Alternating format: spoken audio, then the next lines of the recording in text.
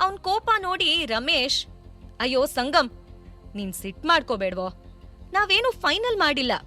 Of course ನಿನ್ ಹತ್ರ ಕೇಳೋಣ ಅಂತಾನೆ ಇದ್ವಿ, ಗಡಿಬಿಡಿಲಿ ಆಗ್ಲಿಲ್ಲ. ಈಗ ನಿನ್ನನ್ ಕೇಳಿನೇ ಮುಂದುವರಿಯೋದು ಅಂದ್ರು.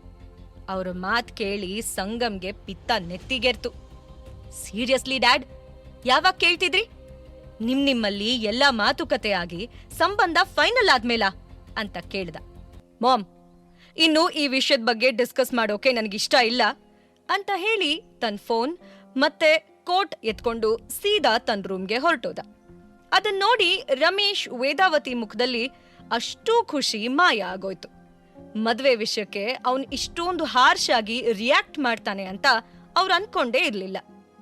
ರಮೇಶ್ ವೇದಾವತಿಗೆ ಸಮಾಧಾನ ಮಾಡ್ತಾ, ವೇದಾ, ನೀನ್ ಬೇಸರ ಮಾಡ್ಕೋಬೇಡ, I think he needs time. ನಾವು ಸಡನ್ ಆಗಿ ಹೇಳಿದ್ದಕ್ಕೆ ಅವನಿಗೆ ಶಾಕ್ ಆಗಿದೆ, ಎಲ್ಲ ಸರಿ ಹೋಗುತ್ತೆ ಅಂದ್ರು. ಆಗ ವೇದಾವತಿ, ಆದ್ರೂ ರೀ, ವಿಷಯ ಬೇರೆ ಏನೋ ಇದೆ ಅಂತ ನನಗನ್ನಿಸ್ತಿದೆ. ಯಾವುದೋ ಬೇರೆ ಮ್ಯಾಟರ್ಗೆ ಅವನು ತುಂಬಾ ಟೆನ್ಷನ್ ಮಾಡ್ಕೊಂಡಿದ್ದಾನೆ. ಈಗ ನಾವು ಮದ್ವೆ ವಿಷಯ ತೆಗೆದಾಗ ಆ ಟೆನ್ಷನ್ ಜೊತೆ ಇದು ಮಿಕ್ಸ್ ಆಗಿ ಹೀಗ್ ರಿಯಾಕ್ಟ್ ಮಾಡ್ತಾ ಇದ್ದಾನೆ ಅನ್ಸತ್ತೆ ಅಂದ್ರು. ಯಾಕೆಂದ್ರೆ ಅವ್ರಿಗೆ ತಮ್ಮ ಮಗನ ಉಸಿರಾಟದಲ್ಲಿ ಡಿಫ್ರೆನ್ಸ್ ಆದ್ರೂ ಕೂಡ ಇಮಿಡಿಯೇಟ್ ಆಗಿ ಗೊತ್ತಾಗ್ತಾ ಇತ್ತು. ಹಾಗಾಗಿ ಒಬ್ಬ ತಾಯಿಯಾಗಿ ತಮ್ಮ ಮಗನ್ ಸಿಟ್ಟಿಗೆ, ಇರಿಟೇಷನ್ಗೆ ಕಾರಣ ಬೇರೆನೇ ಇದೆ ಅಂತ ಅವ್ರ ಮನಸ್ಸು ಹೇಳ್ತು. ಈ ಕಡೆ ಆರ್ಯ ಇವತ್ತು ಬೇಗ ಮನೆಗ್ ಬಂದಿದ್ರಿಂದ ತುಂಬಾ ಹ್ಯಾಪಿ ಆಗಿದ್ದ. ಎಷ್ಟೋ ದಿನದ ನಂತರ ತನಗೆ ಹಾಲಿಡೇ ಸಿಕ್ಕಿದೆ ಅನ್ನೋ ಥರ ಅವನಿಗೆ ಫೀಲ್ ಆಯ್ತು. ಅವನ್ ಮುಖದಲ್ಲಿರೋ ಖುಷಿ ನೋಡಿ ಇಂಚರಾಗೆ ಸಮಾಧಾನ ಆದ್ರೂ ನೆನ್ನೆ ನಡೆದಿರೋ ಘಟನೆನೇ ಇನ್ನೂ ಅವಳ ತಲೆಯಲ್ಲಿ ಕೊರಿತಾ ಇತ್ತು. ಇವತ್ತೇನೋ ಆಫೀಸ್ಗೆ ರಜಾ ಹಾಕಿ ಆರ್ಯನ್ನ ಬೇಗ ಮನೆಗ್ ಕರ್ಕೊಂಡ್ ಬಂದು ಅವನ್ ಹ್ಯಾಪಿ ಆಗಿರೋ ಥರ ಮಾಡ್ದೆ. ಆದ್ರೆ ನಾಳೆಯಿಂದ ಇದ್ ಸಾಧ್ಯ ಇಲ್ಲ. ಮತ್ತೆ ಆರ್ಯನ್ ಮುಖದಲ್ಲಿ ಈ ಖುಷಿ ಹೇಗ್ ತರ್ಲಿ ನಾನು ಅಂತ ಯೋಚಿಸಿ ಅವಳ ತಲೆ ಭಾರ ಆಯ್ತು. ಕಣ್ ಬಿಟ್ರು ಮುಚ್ಚಿದ್ರು ಅವಳಿಗೆ ಅಂಕುಶ್ ಹೇಳಿರೋ ಸಜೆಷನ್ನೇ ಕಣ್ಮುಂದೆ ಬರ್ತಾ ಇತ್ತು. ಅದ್ರ ಬಗ್ಗೆ ಯೋಚನೆ ಮಾಡಬಾರ್ದು ಅಂತ ಎಷ್ಟು ಸಲ ಅನ್ಕೊಂಡ್ರು ಬೂದಿ ಮುಚ್ಚಿರೋ ಕೆಂಡದ ತರ ಪದೇ ಪದೇ ಅದೇ ನೆನಪಾಗಿ ಮನಸ್ಸಿಗೆ ತುಂಬಾ ಹಿಂಸೆ ಆಗ್ತಾ ಇತ್ತು. ಅದನ್ನ ಆರ್ಯ ಒಬ್ಸರ್ವ್ ಮಾಡಿ, friend, are you all right? ಏನಾಯ್ತು? ನೀನೇನ್ ಯೋಚನೆ ಮಾಡ್ತಿದ್ಯಾ ಅಂತ ಕೇಳ್ದ.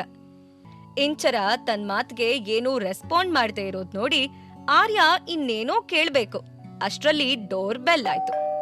ಅವಳು ತನ್ನ ವಾಚ್ ನೋಡ್ಕೊಂಡಾಗ ರಾತ್ರಿ 9 ಗಂಟೆ ಆಗಿತ್ತು.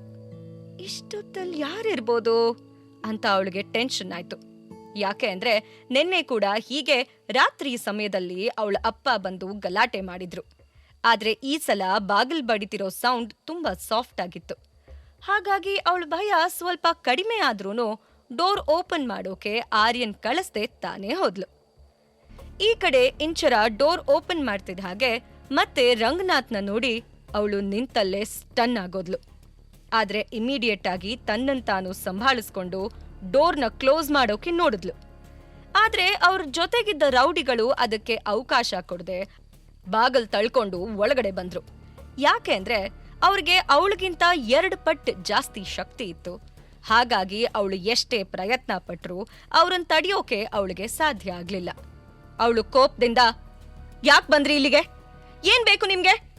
ಸುಮ್ನೆ ಇಲ್ಲಿಂದ ಹೋದ್ರೆ ಸರಿ ಅಂತ ಹಾರ್ಷಾಗಿ ಹೇಳಿದ್ಲು. ಇಂಚರ ಜೋರಾಗಿ ಮಾತಾಡ್ತಿರೋದ್ ಕೇಳಿ ಹೊರಗಡೆ ಏನೋ ಪ್ರಾಬ್ಲಮ್ ಆಗಿದೆ ಅಂತ ಬೆಡ್ರೂಮ್ನಲ್ಲಿ ಕೂತಿದ್ದ ಆರ್ಯಂಗೆ ಗೊತ್ತಾಯ್ತು. ಈಗ್ಲೂ ನನ್ಗೇನ್ ಬೇಕು ಅಂತ ಕೇಳ್ತಿದ್ಯಾ? ನನ್ಗೇನ್ ಬೇಕು ಅಂತ ನಿನಗೂ ಚೆನ್ನಾಗ್ ಗೊತ್ತು. ಅದನ್ನ ನಾನ್ ಲಾಸ್ಟ್ ಟೈಮ್ ಬಂದಾಗ್ಲೇ ಕ್ಲಿಯರ್ ಆಗಿ ಹೇಳಿದೀನಿ. ಆದ್ರೆ ನಿನಗ್ಯಾವುದೂ ಅರ್ಥನೇ ಆಗ್ತಿಲ್ಲ. ಅದು ಬಿಡು, ನಿನಗಂತೂ ನಿನ್ ಮಗನ್ ಮೇಲೆ ಚೂರು ಕಾಳಜಿ ಇಲ್ಲ. ಸ್ಕೂಲಲ್ಲಾಗಿರೋದನ್ನ ಇಷ್ಟು ಬೇಗ ಮರ್ತ್ಬಿಟ್ಯಾ ಅಂತ ಕೇಳಿದ್ರು.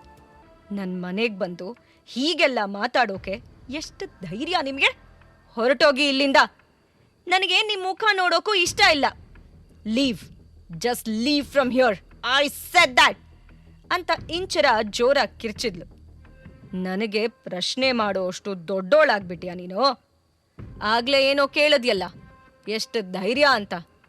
ನಿನಗೆ ನನ್ನ ಮಾತು ಕೇಳದೇ ಇರೋ ಅಷ್ಟು ಧೈರ್ಯ ಹೇಗಿದೆಯೋ ನನಗೂ ಅಂಥದ್ದೇ ಬಂಡ್ ಧೈರ್ಯ ಇದೆ. ನಿನಗೆ ಇಷ್ಟು ಕೊಬ್ಬಿರ್ಬೇಕಾದ್ರೆ ನನಗೆ ಇನ್ನೆಷ್ಟಿರ್ಬೇಡ, ನಿಮ್ ಅಪ್ಪ ನಾನು. ಇವತ್ ನೀನು ಎಷ್ಟೇ ಬಡ್ಕೊಂಡ್ರೋ ನಾನಿಲ್ಲಿಂದ ಹೋಗಲ್ಲ.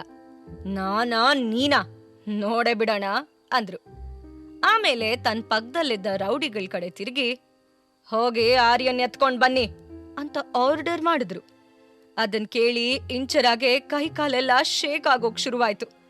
ಹಾರ್ಟ್ ಬೀಟ್ ಜೋರಾಯ್ತು. ಆ ದಾಂಡಿಗರ್ನ ಆರ್ಯನ್ ಹತ್ರ ಹೋಗ್ದೇ ಇರೋ ಹಾಗೆ ಹೇಗ್ ತಡೆಯೋದು ಅಂತಾನೆ ಅವಳಿಗೆ ಗೊತ್ತಾಗ್ಲಿಲ್ಲ. ಆದ್ರೂ ಅವಳು ಅವ್ರ ದಾರಿಗೆ ಅಡ್ಡ ನಿಂತು ಅವ್ರನ್ನ ತಡಿಯೋಕ್ ನೋಡಿದ್ಲು.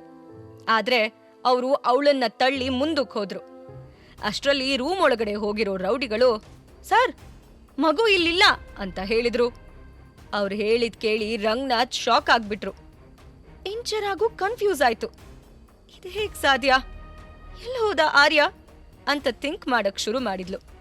ರಂಗನಾಥ್ ಅಂತೂ ಸಿಟ್ಟಲ್ಲಿ, ಏನ್ ಹೇಳ್ತಿದ್ದೀರೋ, ಅಲ್ಲೇ ಎಲ್ಲೋ ಇರ್ತಾನೆ, ಸರಿಯಾಗಿ ನೋಡಿ ಅಂತ ಹೇಳ್ತಾ ರೂಮ್ ಒಳಗಡೆ ಬಂದ್ರು. ಆದ್ರೆ ರೂಮ್ ಒಳಗಡೆ ಯಾರೂ ಇರ್ಲಿಲ್ಲ. ಇಂಚರಾನು ಸೈಲೆಂಟ್ ಆಗಿ ರೂಮ್ ಒಳಗಡೆ ವಿಂಡೋ ಕಡೆ ಎಲ್ಲ ಕಣ್ಣಲ್ಲೇ ಹುಡುಕ್ತಾ ಇದ್ಲು. ಆಗ ರಂಗನಾಥ್, ಎಲ್ಲಿ ಆರ್ಯ, ಎಲ್ ಬಚ್ಚಿಟ್ಟಿದ್ಯಾ ಅವನ್ನ ಅಂತ ಕೇಳಿದ್ರು. ಒಂದ್ ಕಡೆ ಆರ್ಯ ಅಲ್ಲಿ ಇಲ್ದೇ ಇರೋದಕ್ಕೆ ಇಂಚರ ರಿಲ್ಯಾಕ್ಸ್ ಆದ್ರೂನು ಅವ್ನ್ ಎಲ್ಲಿಗ್ ಹೋದ ಅಂತಾನು ಯೋಚಿಸ್ತಾ ಇದ್ಲು. ಯಾಕೆ ಅಂದ್ರೆ ಅವಳು ತನ್ನ ಕಣ್ಣೆದ್ರೆ ಅವನನ್ನ ರೂಮ್ ಒಳಗಡೆ ಕಳ್ಸಿದ್ಲು. ಈಗ ಇದ್ದಕ್ಕಿದ್ದ ಹಾಗೆ ಅವನ್ ಎಲ್ ನಾಪತ್ತೆ ಆದ ಅಂತ ಅವಳಿಗೆ ಅರ್ಥನೇ ಆಗ್ಲಿಲ್ಲ. ಕಿವಿ ಕೇಳ್ತಿದ್ಯೋ ಇಲ್ವೋ ನಿನಗೆ? ಆರ್ಯ ಎಲ್ಲೇ ಅಂತ ರಂಗನಾಥ್ ಇನ್ನು ಜೋರಾದ ವಾಯ್ಸ್ ನಲ್ಲಿ ಕಿರ್ಚಿದ್ರು. ಆದ್ರೆ ಅವಳೇನು ಆನ್ಸರ್ ಮಾಡದೆ ಸೈಲೆಂಟ್ ಆಗಿ ನಿಂತಿದ್ಲು. ಆಗ ಒಬ್ಬ ರೌಡಿ, ಸರ್, ಮಗು ಬಾತ್ರೂಮ್ನಲ್ಲಿ ಬಚ್ಚಿಟ್ಕೊಂಡಿದೆ ಅನ್ಸತ್ತೆ ಅಂದ. ಅವನ್ ಮಾತ್ ಕೇಳಿ ಇಂಚರ ಮತ್ತೆ ಟೆನ್ಸ್ ಆದ್ಲು. ಇವರೆಲ್ರೂ ಸೇರಿ ಹೇಗಾದ್ರೂ ಮಾಡಿ ಬಾಗಿಲ್ ಬಡಿತಾರೆ ಅಂತ ಅವಳಿಗೆ ಭಯ ಶುರುವಾಗಿ ಅವ್ರನ್ನ ತಡಿಯೋಕ್ ನೋಡೋ ಅಷ್ಟ್ರಲ್ಲಿ ರಂಗನಾಥ್, ಏನ್ ಮುಖ ನೋಡ್ತಾ ಇದ್ದೀರಾ, ಒಡಿರಿ ಬಾಗಲ್ನ. ಇವತ್ತು ಅವನ್ ಹೇಗ್ ನನ್ ಕೈಯಿಂದ ಬಚಾವಾಗ್ತಾನೆ ನಾನು ನೋಡ್ತೀನಿ ಅಂದ್ರು. ಅವ್ರ ಮಾತ್ ಕೇಳಿ Inchara, no, you can't do this, ನಿಲ್ಲಿ ಅಂತ ಹೇಳ್ತಾ ಆ ರೌಡಿಗಳ ಕೈ ಹಿಡ್ಕೊಂಡು ಮತ್ತೊಂದ್ಸಲ ಅವರನ್ನ ತಡೆಯೋ ಪ್ರಯತ್ನ ಮಾಡಿದ್ಲು. ಆಗ ಸಡನ್ ಆಗಿ ಡೋರ್ ಬೆಲ್ ಸೌಂಡ್ ಆಯ್ತು. ಅದನ್ನ ಕೇಳ್ತಿದ್ದ ಹಾಗೆ ಇಂಚರ ಮನಸ್ಸಲ್ಲಿ ಒಂದು ಹೋಪ್ ಕಾಣಿಸ್ಕೊಳ್ತು. ಬಂದಿರೋರು ಯಾರೇ ಆಗಿದ್ರು ಅವರು ತನಗೆ ಹೆಲ್ಪ್ ಮಾಡೇ ಮಾಡ್ತಾರೆ ಅಂತ ಅವಳಿಗೆ ಬಲವಾಗಿ ಅನ್ನಿಸ್ತಾ ಇತ್ತು. ಇಂಚರ ಓಡ್ತಾ ಹೋಗಿ ಬಾಗಿಲ್ ತೆಗಿತಿದ್ದ ಹಾಗೆ ತನ್ನ ಎದುರುಗಡೆ ಇರೋ ವ್ಯಕ್ತಿ ನೋಡಿ ಖುಷಿ, ಶಾಕ್ ಎರಡೂ ಒಟ್ಟಿಗೆ ಆಗಿ ಅವಳಿಗೆ ಗೊತ್ತಿಲ್ದೆ ಸಂಗಮ್ ಅಂತ ಹೇಳಿದ್ಲು. ಸಂಗಮ್ ಡೈರೆಕ್ಟ್ ಆಗಿ, ಇಂಚರ, ಆರ್ಯ ಎಲ್ಲಿ, ಇಸ್ ಹಿ ಆಲ್ ರೈಟ್ ಅಂತ ಗಾಬ್ರಿಲಿ ಇಂಚರ ಹತ್ರ ಬಂದ್ ಕೇಳ್ದ. ಅವನ್ನ ನೋಡಿದ ಶಾಕಲ್ಲಿ ಅವಳ ಬಾಯಿಂದ ಮಾತು ಹೊರಗಡೆ ಬರ್ದೆ ಬೆಡ್ರೂಮ್ ಕಡೆ ಕೈ ತೋರ್ಸಿದ್ಲು. ಅವಳ ಸ್ಥಿತಿ ನೋಡಿನೇ ಏನೋ ಪ್ರಾಬ್ಲಮ್ ಆಗಿದೆ ಅಂತ ಸಂಗಮ್ಗೆ ಅರ್ಥ ಆಯ್ತು. ಕೆದ್ರಿರೋ ಕೂದ್ಲು, ಅತ್ತು ಊದ್ಕೊಂಡಿರೋ ಕಣ್ಣು, ಅದನ್ ನೋಡಿನೇ ಆರ್ಯಂಗೆ ಏನೋ ಅಪಾಯ ಆಗಿದೆ ಅಂತ ಸಂಗಮ್ಗೆ ಸೆನ್ಸ್ ಆಯ್ತು.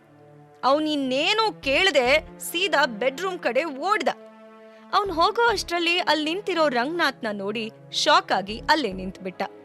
ಪಾಕೆಟ್ ಎಫ್ಎಂ ಆಡಿಯೋ ಸೀರೀಸ್ ಆದಂಥ ಪ್ರೇಮಲೋಕ ಕಥೆನ ಈಗ್ಲೇ ಕೇಳಿ. ಲಿಂಕ್ ಡಿಸ್ಕ್ರಿಪ್ಷನ್ ನಲ್ಲಿ ಇದೆ.